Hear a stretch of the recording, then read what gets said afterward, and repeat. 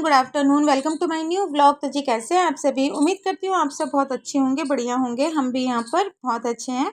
तो अभी जो टाइम हो रहा है ना, ये आफ्टरनून का टाइम हो रहा है और दिन है बुधवार का।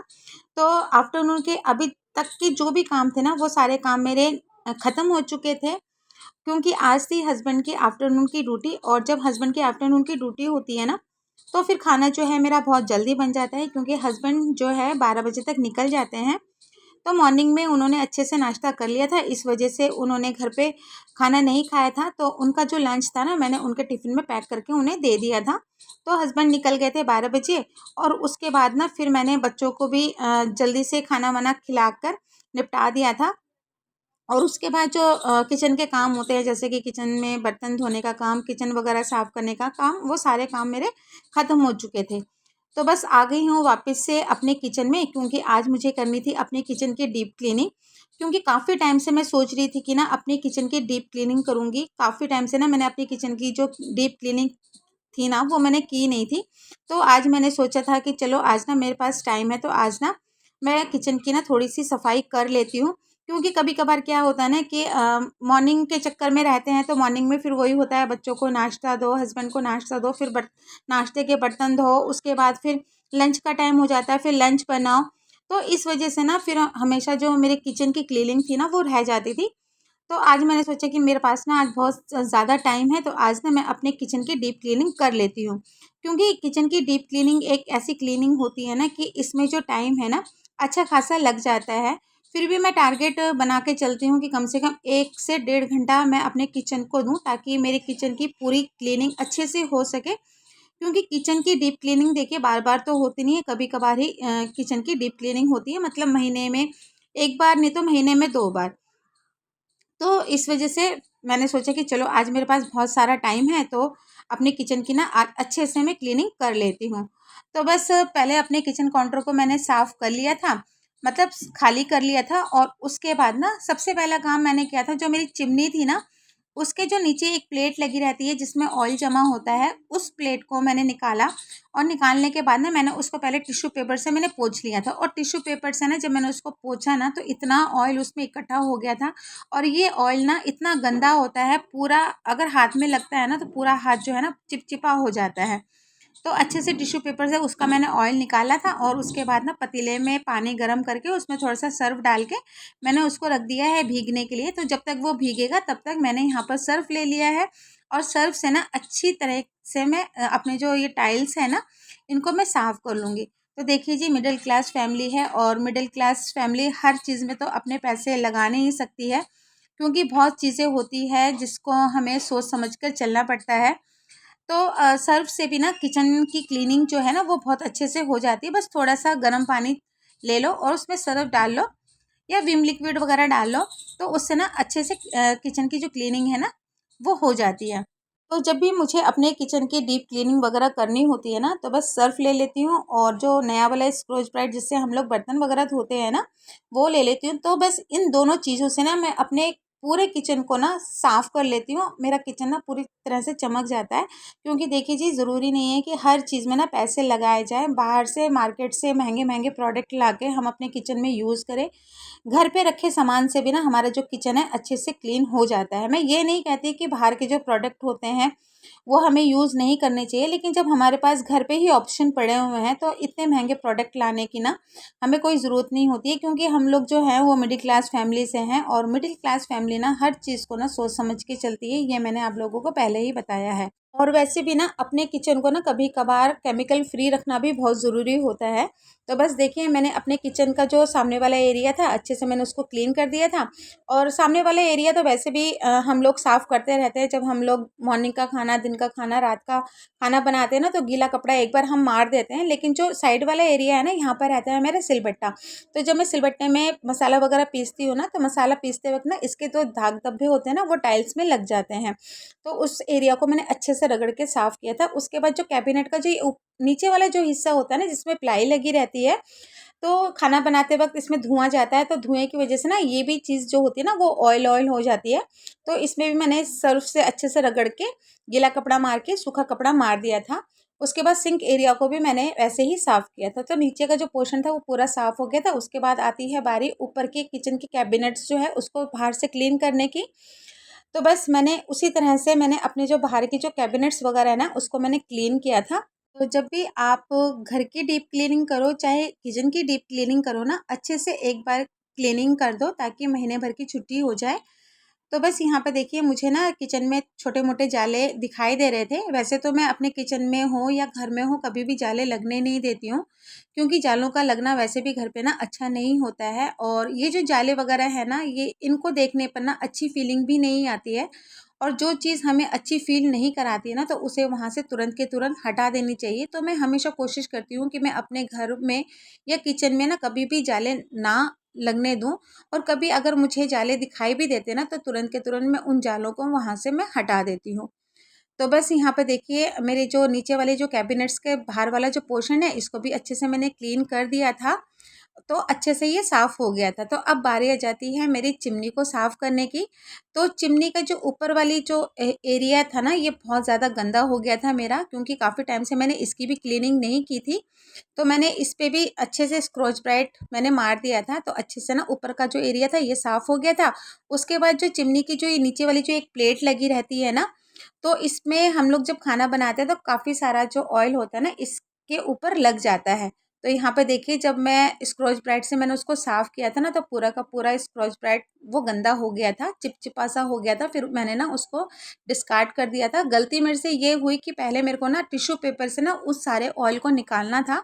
तो टिश्यू पेपर से ना चिमनी की जो ऊपर की जो प्लेट होती है ना उससे जो ऑयल होता है वो अच्छे से साफ़ हो जाता है। वैसे जो ये प्लेट है ना ये निकल जाती है।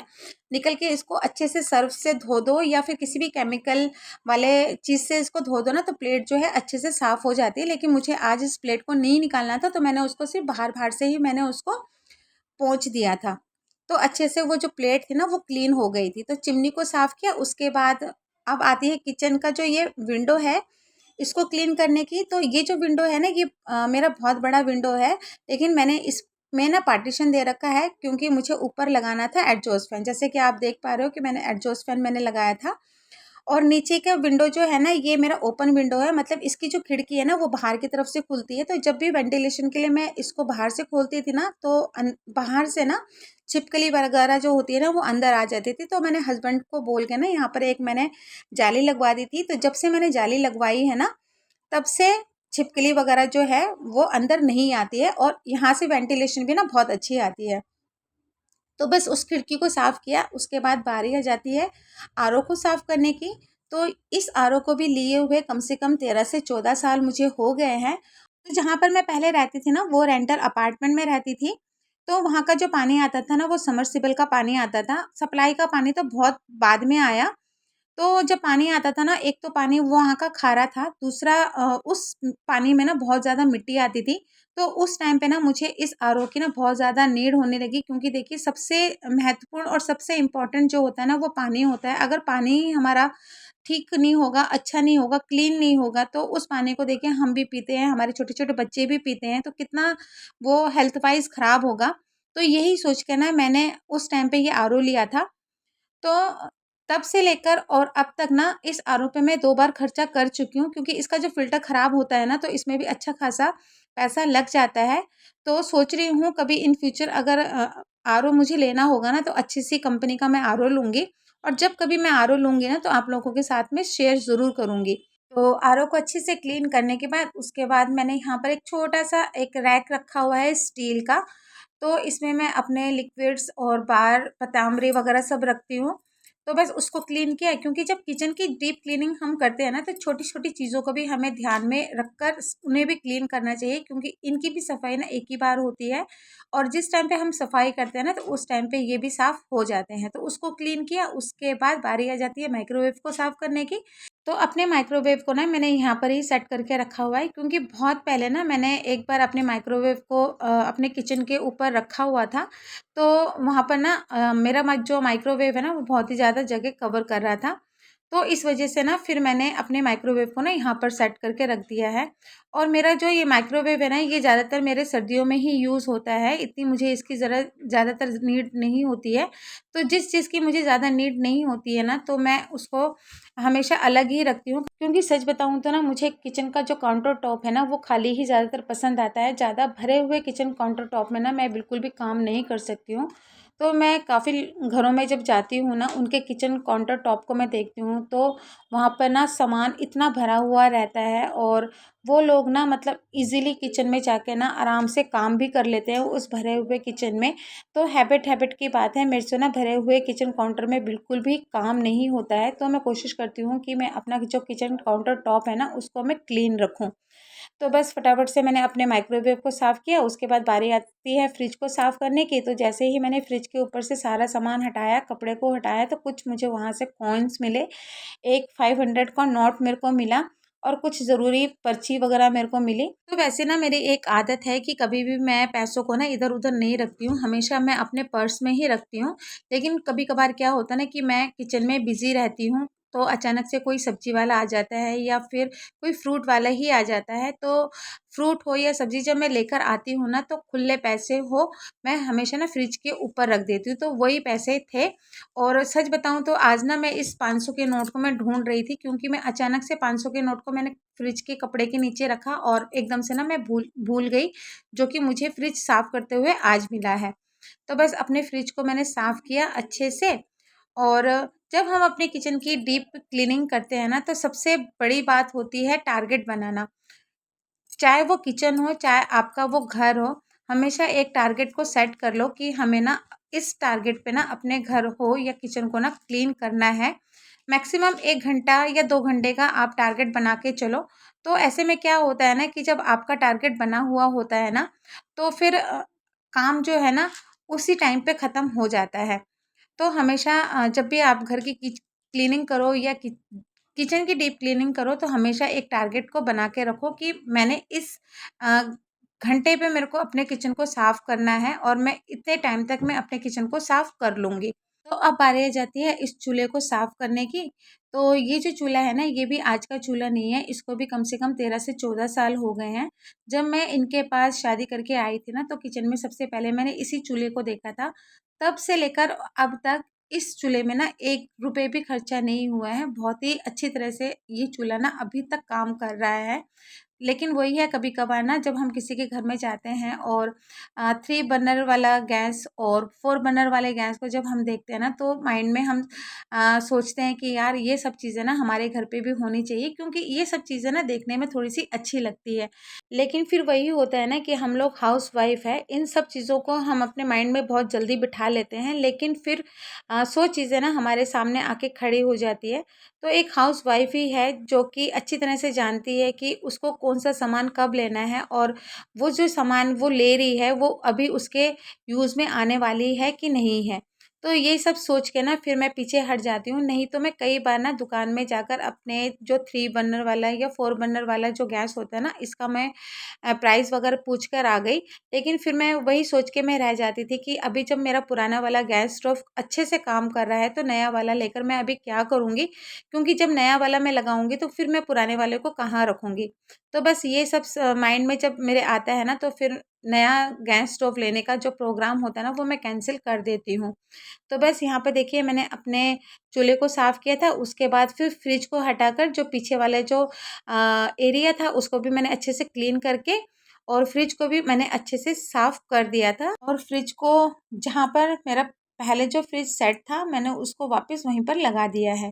तो यहाँ पर ना मैं एक बात आप लोगों के साथ में ज़रूर शेयर करूँगी, कि जब भी आप किचन की डीप क्लीनिंग करो ना, तो कम से कम 1 महीने में अपने किचन की डीप क्लीनिंग ज़रूर करें। अगर आपसे ना 1 महीने में किचन की डीप क्लीनिंग नहीं होती है, तो मैक्सिमम 2 महीने के बीच-बीच में ना आप अपने किचन की डीप क्लीनिंग ना ज़रूर करें। कई बार तो मैंने देखा है लोगों को कि अपने किचन की ना वो 15-15 दिन में सफाई करते रहते हैं। तो उस तरह से भी सफाई करने सही रहता है, क्योंकि अगर हम बीच-बीच में इस तरह से अपने किचन की या घर की डीप क्लीनिंग करते हैं ना, तो उस टाइम पे हमें ना अपने किचन को डीप क्लीनिंग करने में ना ज़्यादा मेहनत नहीं लगती है। जल्दी से हमारा जो किचन है ना वो साफ़ हो जाता है। तो मेरी तो कोशिश यही रहती है कि मैं महीने में ना एक बार अपने किचन की ना अच्छे से डीप क्लीनिंग कर लूँ, क्योंकि देखिए घर में अगर सबसे इम्पोर्टेंट चीज़ अगर है ना तो वो आपका किचन है, क्योंकि किचन ही एक ऐसी जगह है जहाँ पर पूरे परिवार का जो खाना है ना वो यहीं पर ही बनता है। तो हमारे किचन को साफ़ रखना ये हमारी ही रिस्पॉन्सिबिलिटी बनती है और हमारी ही ज़िम्मेदारी बनती है कि हम अपने किचन हो या घर हो उसको साफ़ रखें हमेशा, ताकि हमारे किचन में, हमारे घर में हमेशा एक पॉजिटिव वाइब्स बनी रहे। तो बस अपने किचन को अच्छे से मैंने साफ़ कर लिया था और कम से कम किचन को साफ़ करने में ना मेरे को 2 घंटे लग गए थे, और इस 2 घंटे में ना मैंने अच्छी तरह से ना पूरे किचन को मैंने चमका दिया था। तो बस अब ये जो रैक है जिसको आपने कई बार मेरे कॉर्नर में देखा होगा, तो इसको भी मैंने अच्छे से धो के इसको भी साफ़ कर दिया था। तो बस आज ना मेरे को इसकी जो सेटिंग थी उसको थोड़ी सी चेंज करनी करनी थी। तो होता ही है जब हम अपने किचन की ना डीप क्लीनिंग करते हैं ना तो हमारे दिमाग में कुछ कुछ चीज़ें चलती रहती है कि हम अपने किचन में ना किस तरह से चेंज करें कि हमें भी अच्छा लगे देखने में, क्योंकि कई बार होता है ना कि हम सामने रखी हुई चीज़ों को देख देख के ना हम लोग बोर हो जाते हैं। तो सोचते हैं कि मतलब कुछ थोड़ा सा चेंज कर ले तो देखने में अच्छा लगेगा। तो देखिए चेंजिंग ना बहुत ज़रूरी होती है, चाहे हम अपने किचन की कर रहे हों चाहे अपने घर की। थोड़ी सी चीज़ों को अगर हम चेंज करके यहाँ से वहाँ रख देते हैं ना तो हमारा किचन हो या घर हो देखने में भी अच्छा लगता है। क्योंकि क्या होता है ना कि कई बार हम सामने रखी हुई चीज़ों को ना देख देख के हम बोर हो जाते हैं। जैसे कि हम लोग रोज़ अपने घर में झाड़ू पोछा कर कर के बोर हो जाते हैं ना, तो हम लोग सोचते हैं कि कहीं बाहर जाएं, थोड़ा सा अपना माइंड थोड़ा सा चेंज कर ले। तो उसी तरह से ना हमारे किचन का भी ऐसे ही होता है, क्योंकि 100 बार हम लोगों को किचन के अंदर आना पड़ता है और 100 बार जब हम उन सब चीज़ों को देखते हैं ना तो हम सोचते हैं कि यार थोड़ी सी किचन को ना चेंज कर लिया जाए ताकि जो हमारा किचन है वो देखने में अच्छा लगे। तो बस मैंने भी अपना किचन को थोड़ा-सा चेंज किया था। जो कॉर्नर में जो रैक था ना उसको उठा के मैंने रख दिया है साइड वाले कॉर्नर में, उसके बाद मैंने रख दिया था मटका, और जहाँ पे मैं रखती थी अपने रैक को वहाँ पे मैंने रख दिया है अपना फ्लावर पॉट। तो कमेंट करके ज़रूर बताना कि कॉर्नर में रखा हुआ फ्लावर पॉट आप लोगों को कैसा लग रहा है। तो बस यहाँ पर थोड़े से बर्तन पड़े हुए थे, जैसे कि गैस के जो प्लेट और जो स्टैंड वगैरह था वो धो दिया था। उसके बाद जो चिमनी का जो वो प्लेट थी जिसमें ऑयल जमा होता है, जो मैंने सर्फ में भिगो के रखा था, उसको भी अच्छे से रगड़ के मैंने साफ़ कर लिया है। तो अब दिखाती हूँ मैं आपको किचन का फाइनल लुक कि किस तरह से मेरा जो किचन है ना 1-2 घंटे की मेहनत से मेरा किचन जो है पूरे तरह से चमक गया है। इसलिए कहती हूँ कि महीने में एक बार ना अपने किचन को ज़रूर साफ़ कीजिए। इससे क्या होता है ना हमारा जो किचन है वो साफ़-सुथरा रहता है, ज़्यादा गंदा नहीं होता है। क्योंकि किचन अगर आपका गंदा रहता है ना तो बहुत जल्दी उसमें कीड़े-मकोड़े पैदा हो जाते हैं, जैसे कि कॉकरोच वगैरह। और जब कॉकरोच वगैरह होते हैं ना तो ये कॉकरोच ना फिर इतनी जल्दी से ना ख़त्म भी नहीं होते हैं। इनकी जनसंख्या इतनी ज़्यादा बढ़ जाती है ना कि आप फिर ना इसको हटाते-हटाते आप परेशान हो जाते हो। तो इस वजह से अपने किचन को ज़रूर साफ़ कीजिए, और हो सके तो 15-15 दिन में, अगर 15-15 दिन में ना कर सको ना तो कम से कम महीने में तो एक बार अपने किचन की डीप क्लीनिंग ज़रूर करें। तो यहाँ पे देखिए पूरा किचन जो है मैंने साफ़ कर दिया है और अच्छे से मेरा जो किचन है वो चमक रहा है। तो बस इसी के साथ ही मैं आज का व्लॉग यहीं पर ही ख़त्म करती हूँ। अगर मेरा व्लॉग आप लोगों को थोड़ा-सा भी पसंद आया हो तो प्लीज़ मेरे चैनल को लाइक, शेयर, सब्सक्राइब ज़रूर कीजिएगा। चैनल पे अगर नए आते हो तो प्लीज़ सब्सक्राइब का बटन दबा दीजिएगा, और हाँ, आप लोग ना कमेंट नहीं करते हो तो प्लीज़ यार कमेंट भी कर दिया कीजिए। तो फिर मैं मिलती हूँ आपको नए व्लॉग के साथ में, तब तक के लिए बाय बाय, टेक केयर।